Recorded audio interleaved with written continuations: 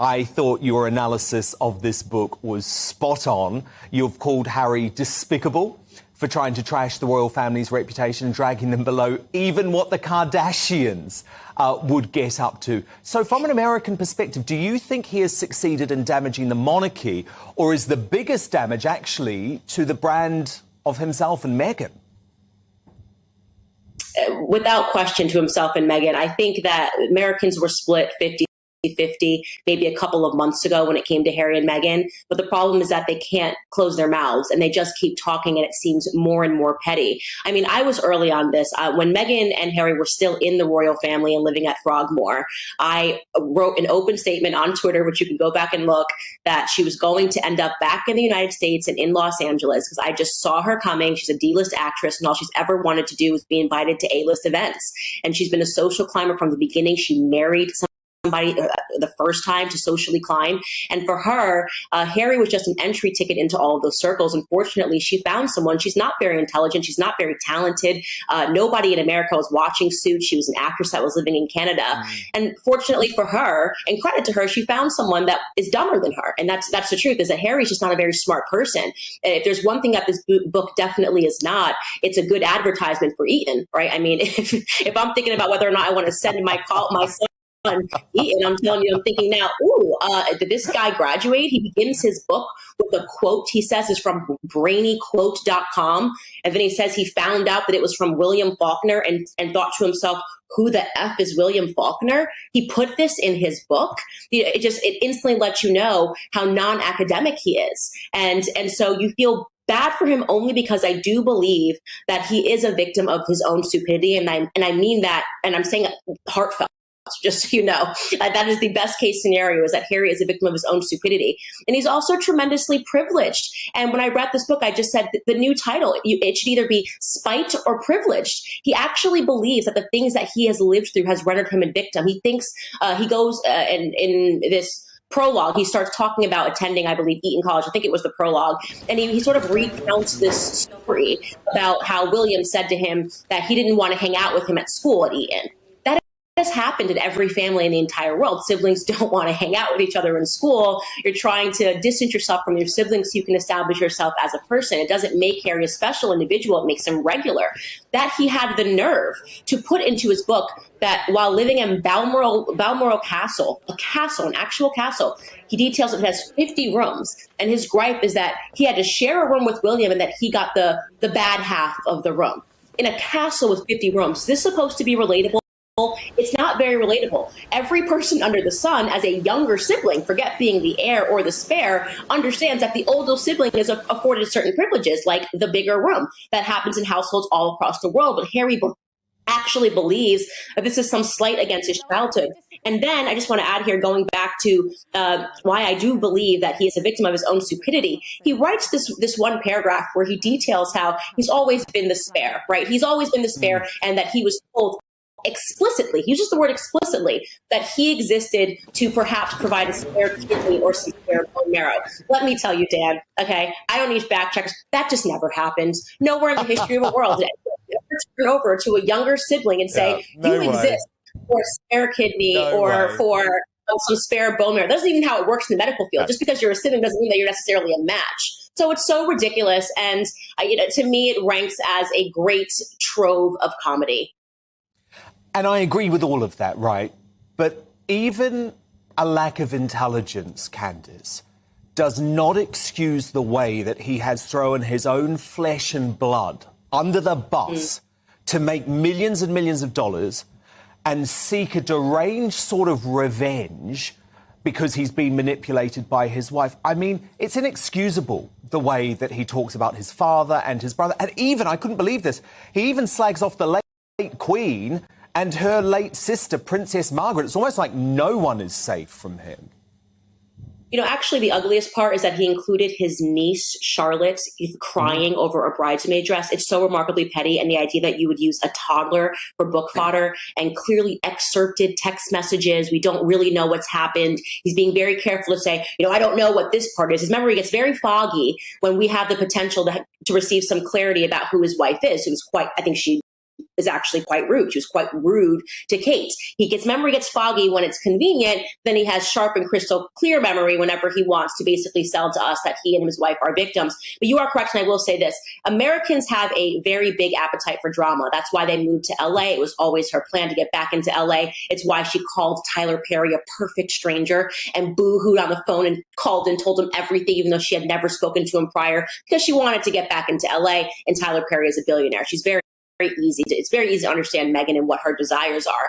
But what I will say is that even for Americans, turning your back against the family is a step too far. You can maybe do that once and claim racism, and you had everybody believing that this must be it in the fog of Black Lives Matter and George Floyd when everyone was going crazy. But now there's more of a sober analysis on what's taken place. It seems too petty. It's gone too far. Not even the Kardashians. That is perhaps the example of the most crass family that we have in America. They put everything on display. But I will tell you one thing about the Kardashian sisters: they are loyal to one another. Yes. That is the reason why people like them, right? They don't ever sell each other down the river, and they're a very close-knit, tight family, and people enjoy that. What Harry is doing, and that any wife would stand by and allow her husband to do this. I mean, there are some parallels. You know, my husband and I, obviously he's English. We fell in love at the same time. I'm an American girl that came from nothing. You know, my husband's family has a bit more than me. My husband's father is in the House of Lords.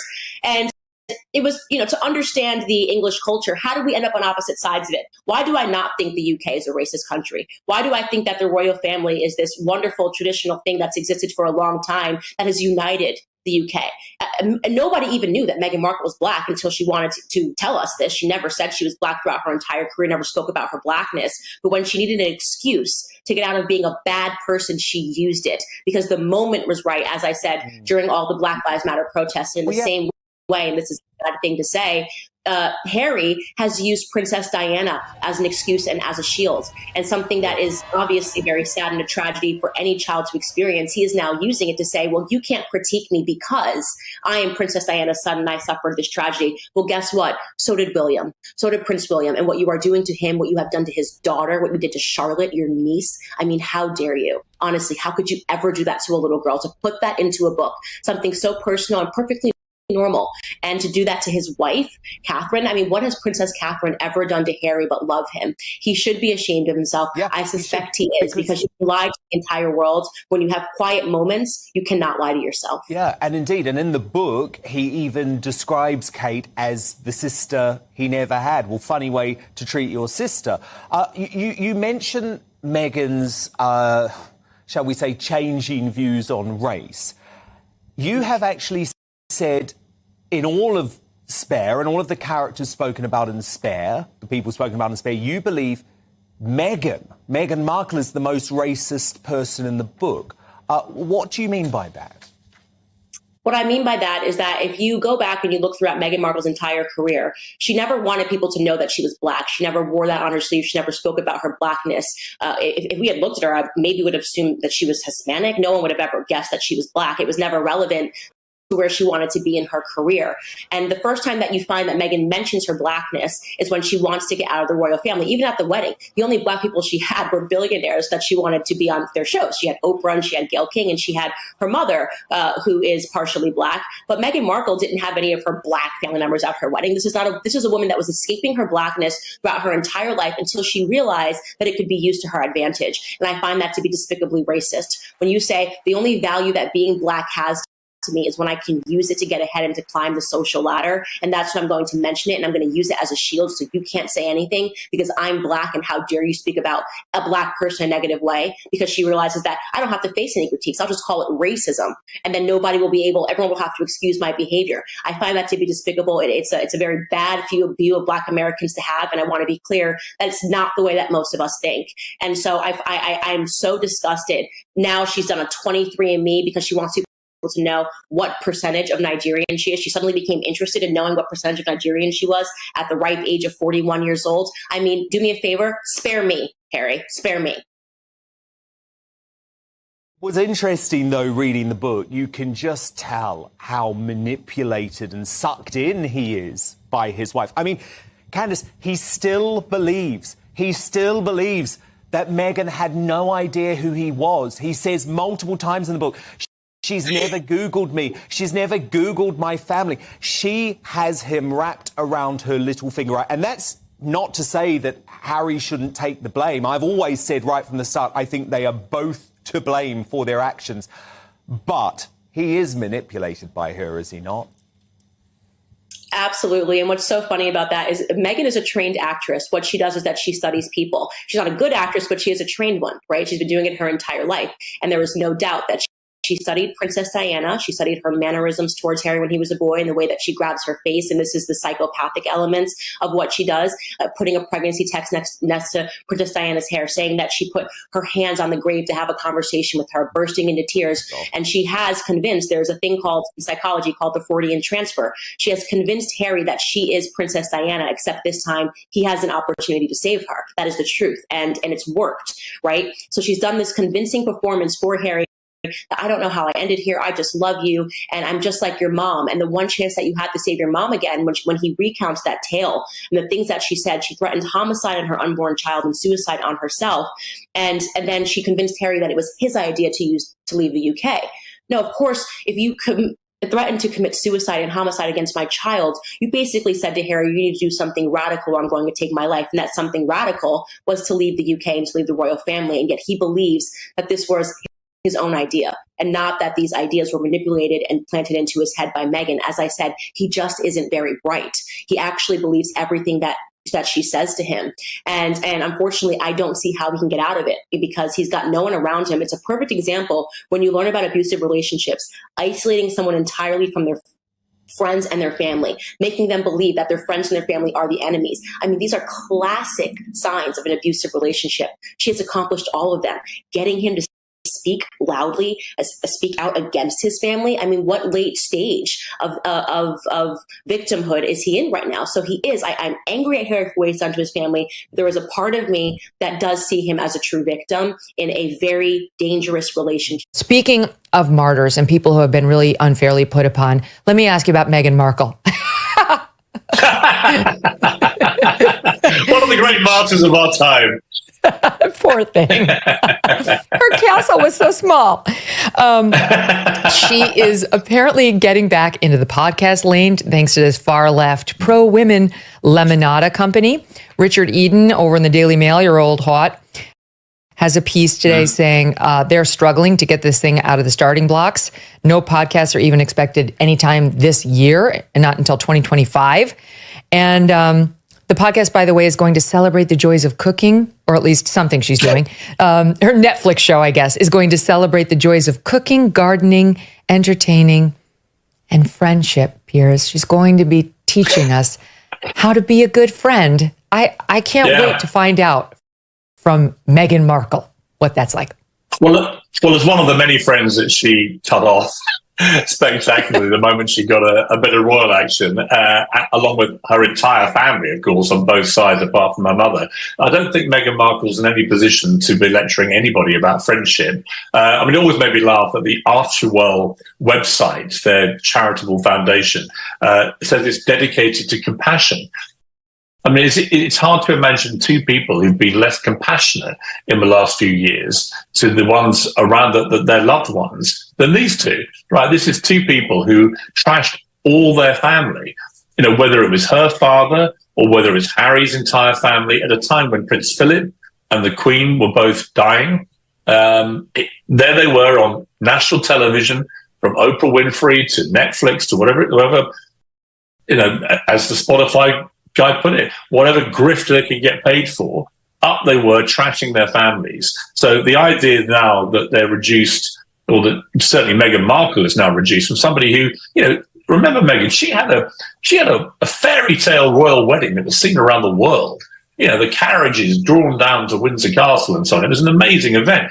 Everyone in this country, I'm in the UK at the moment, everyone loved that marriage when it happened. There was universal support for it, euphoria. It was only their behavior in the first year of their marriage when they began to behave rankly hypocritically, lecturing about poverty whilst having $500,000 baby showers, you know, to lecturing us about the need to watch our carbon footprint and using Elton John and George Clooney's private jets like taxi cabs. And it was the constant hypocrisy that they got picked up on by the media, and then they couldn't handle the criticism from the media, and then it all turned hostile. Then they started suing everybody, and the whole thing got so toxic. Eventually, they just say, we've had enough of this. We're not going to do any more dreary duties on a wet Wednesday, which is what you have to do to earn your royal titles in the estimation of the public. And they decamped off to Montecito, bought themselves a massive mansion, and they were supposed to be doing it, Meghan, if you remember, this was going to be their liberation,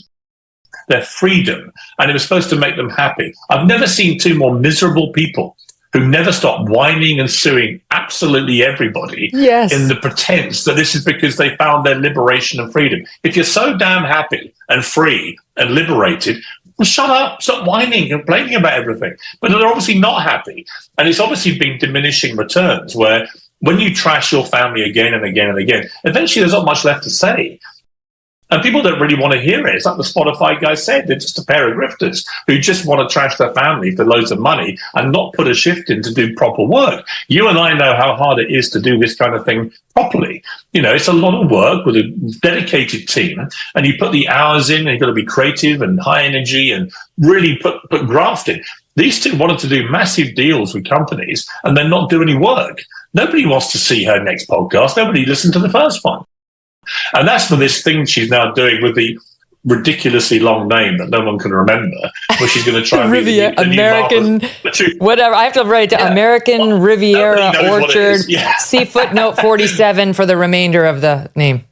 Right, and she's now got all her celebrity, sort of B-list, C-list mates putting out Instagram posts about her jam, and it's like, how the mighty fall. This was a woman who had it all in this country, who literally had it all, and is now flogging jam from her kitchen in Montecito, while her husband runs around fuming about absolutely everything and everyone, because he knows, in his gut, he knows what he's lost. And eventually, those chickens will come home to roost. And then she will be touting their eggs on her stupid website where she's wearing evening gowns while walking around her mansion that we're supposed to feel sorry for her because she's in.